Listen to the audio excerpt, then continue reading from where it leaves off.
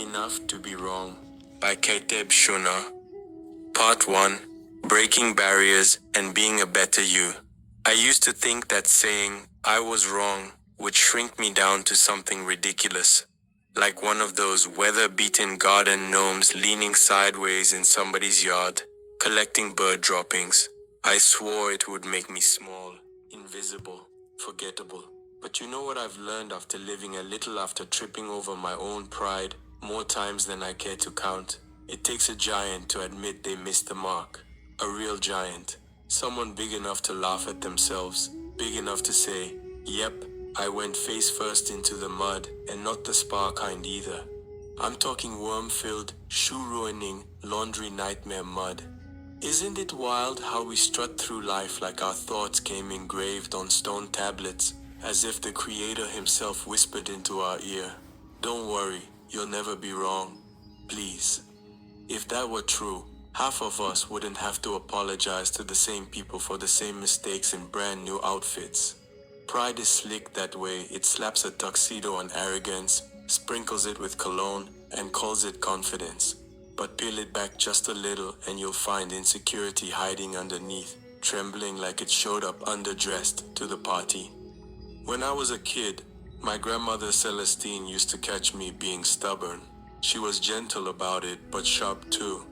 If I insisted I knew how to do something like clean fish faster than her, which was never true, she'd smile, hand me the knife, and let me embarrass myself, and she'd hum while I hacked that poor fish into something unrecognizable. When I finally admitted, Grandma, I messed it up, she never scolded. She just said, now you're ready to learn. That line stuck with me. Admitting wrong wasn't the end of me. It was the beginning of wisdom. And yet, here I am, decades later, still dragging my heels like a mule sometimes. Some lessons apparently need to be repeated. My mom, Marva, was the same way, just with a sharper tongue. She'd look me dead in the eye and say, you can't fool God and you can't fool me. And I'd sit there, busted, trying to cook up excuses like a chef throwing random ingredients into a pot. She had no patience for fake apologies. I'm sorry you felt that way. Please. She cut through that nonsense with a glare that could melt steel. A real apology, she taught me, is naming what you did, owning it, and shutting up long enough to listen. Anything else is just pride with lipstick. It reminds me of an old story I carry in my back pocket, about a village and a mountain. Folks spent generations trying to shove that mountain out of the way, cursing it, blasting at it, praying angry prayers at it. Nothing worked. Then one woman, worn down by another failed harvest, dropped her tools at the base of it. She whispered, I was wrong. I thought I could force this with my strength. Forgive me. The earth trembled, stones cracked. The mountain split, not vanishing, but opening just wide enough for the people to pass through. The moral? Some obstacles only move when you drop the act and admit you don't have it all together. Of course, most of us would rather be Harun the fisherman. You know, the type. He stood at the riverbank shouting at the water like it owed him rent, puffed up like he was Moses but with a fishing net instead of a staff, while families lost homes to the flood. Harun kept barking orders at the river, insisting he was right. Pride will keep you yelling at the flood until you're choking on water. Humility, though, humility hands you a ladder. And I'll confess, I've been Harun. I've shouted, I've cursed, I've convinced myself my voice alone could bend reality. All it did was make me look like the loudest fool in the room.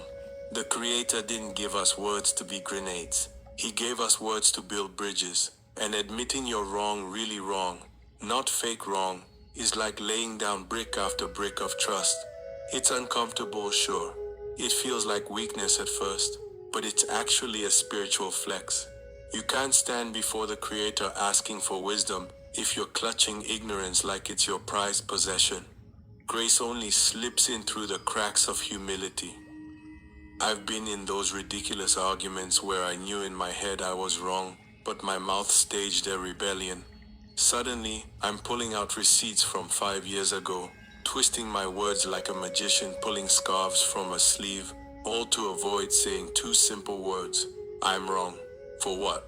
To win? That kind of victory feels hollow. It's loneliness with glitter sprinkled on top. But the minute you finally let go, admit it out loud, the tension pops like a balloon. Everyone breathes again. Suddenly, you're not opponents screaming from opposite cliffs. You're standing on the same ground, solving it together. Pride builds walls. Humility cuts doors into them. Now don't mistake me. Humility doesn't mean being a pushover. It doesn't mean people get to walk all over you like a welcome mat. It means standing tall without the armor of arrogance. It's saying, I respect you enough and myself enough to admit I got it wrong. That kind of honesty, it ripples outward.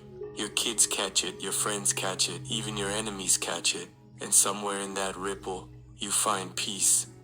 And here's the thing, I'm about to turn 47 this September. And if there's one thing the years have taught me, it's this: the Creator never demanded perfection from me.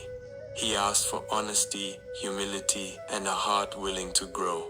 My grandmother's knife lessons, my mom's laser beam eyes, my own stumbles in mud and pride, they all point back to the same truth. It's not about never falling. It's about not pretending you didn't. So when the choice comes down to being right or being real, I've learned to lean toward real. Because being right at all costs can cost you everything. But being real, that saves you. It frees you. And if you're lucky, it just might split a mountain or two wide enough for you to finally walk through.